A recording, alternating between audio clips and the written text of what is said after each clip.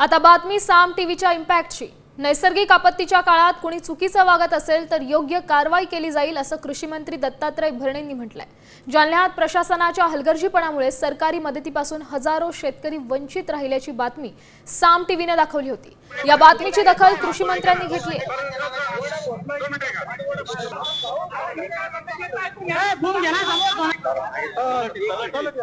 फक्त प्रशासनाच्या हलगर्जीपणामुळे प्रशासनाला अशा सरकारला त्याचा अहवाल मिळाला नाही आणि काल जालना जिल्हा दुसऱ्या टप्प्यातल्या अनुदानापासून वंचित राहिलाय।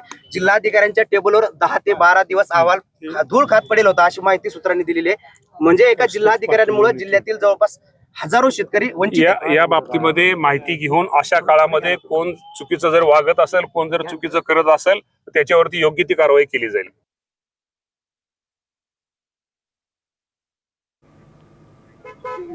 तर कृषी मंत्री दत्तात्रय भरणेंचे कारवाईचे संकेत आहेत। प्रशासनाचा हलगर्जीपणा, शेतकरी मदतीपासून वंचित आहेत, त्यामुळे साम टीव्हीच्या बातमीची कृषी मंत्र्यांकडून दखल घेतली गेली आहे।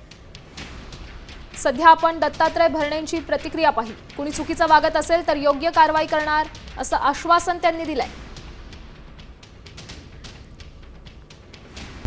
आता isakal.com आहे देशातील नंबर 1 ची मराठी न्यूज वेबसाईट।